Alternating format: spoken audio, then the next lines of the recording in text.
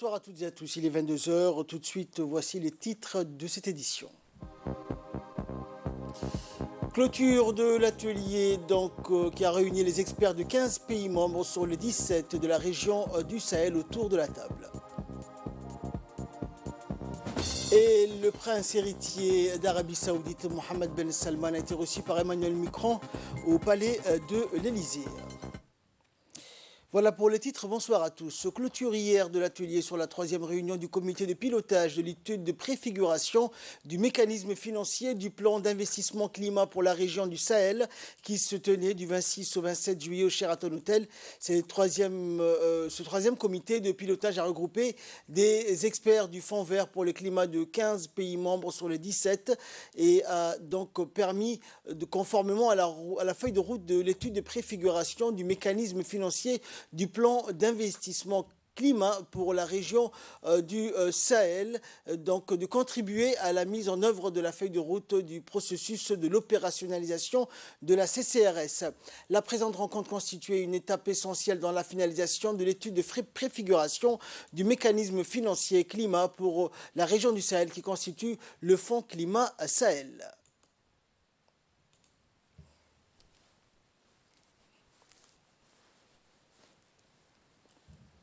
Et cette réunion à laquelle effectivement nous venons de prendre part est la 3e session du comité de pilotage des études de préfiguration pour la mise en place du Fonds Climat Sahel.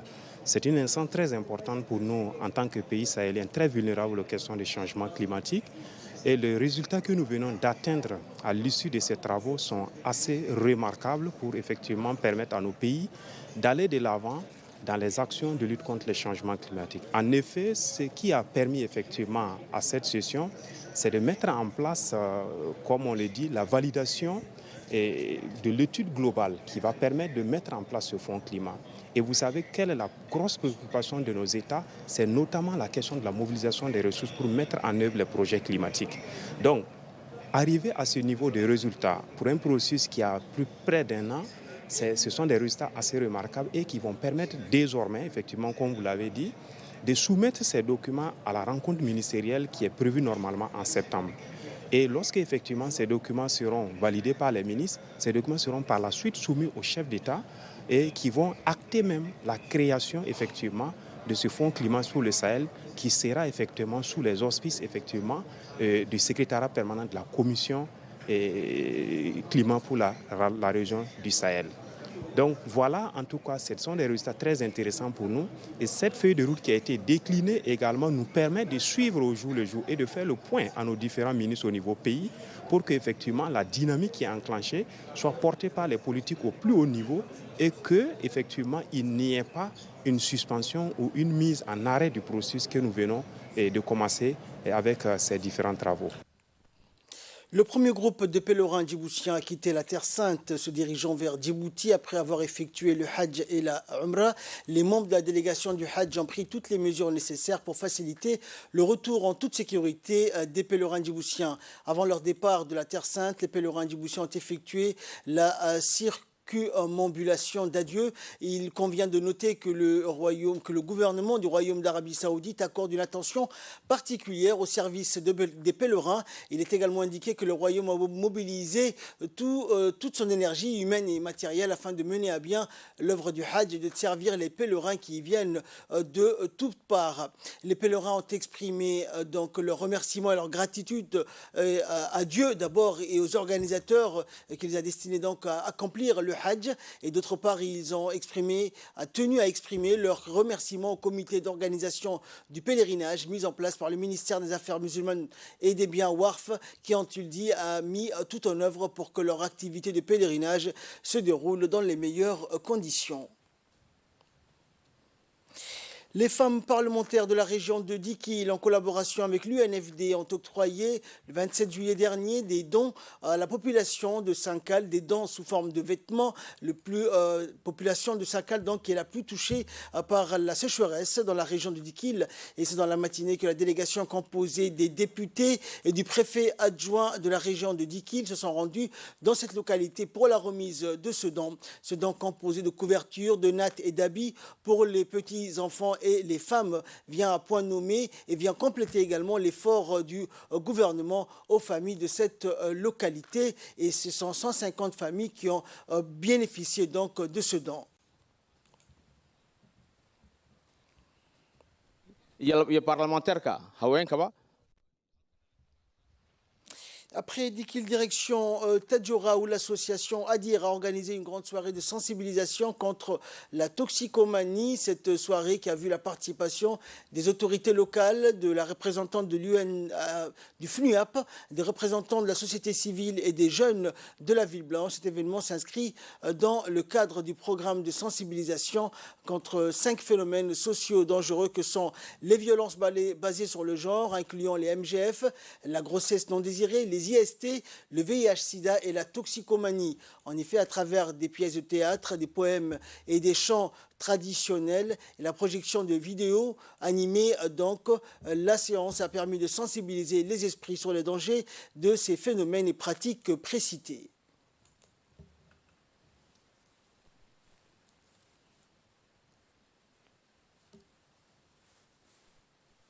Au niveau local, vulgariser la législation nationale qui prohibe ces pratiques néfastes, mutualiser les acquis institutionnels avec les actions communautaires dans la multiplication des actions de mobilisation sociale pour mettre à l'échelle la promotion de la lutte contre les VBG, y compris les MGF.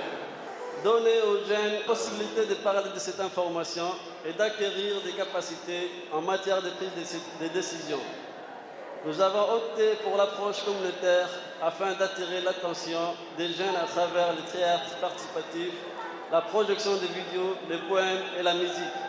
Dans le cadre de notre programme, nous clôturons ce soir nos activités par une soirée musicale à travers laquelle nous avons tenté de passer un message sur le danger et impact de la toxicomanie.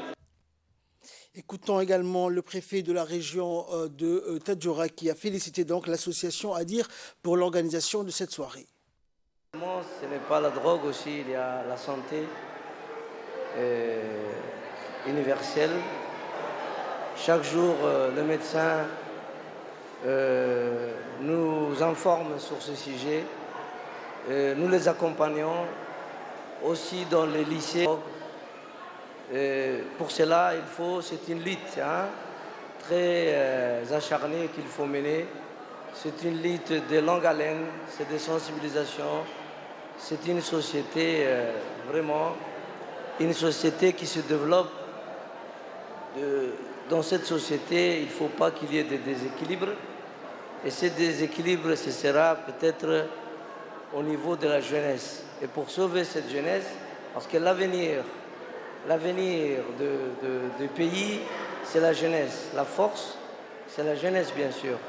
Donc si on n'a pas une bonne jeunesse forte, demain, on n'aura pas une nation forte.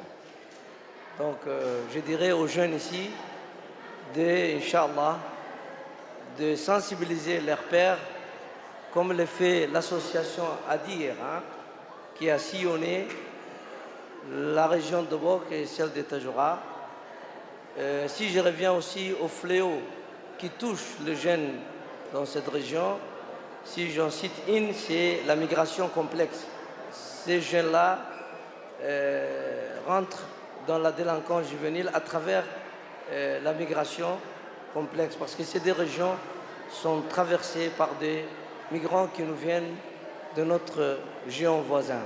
Pour cela, il y a plusieurs partenaires qui interviennent, mais je dirais aux jeunes, encore les jeunes, de vraiment sensibiliser les jeunes, de mener ce combat à tous les échelons.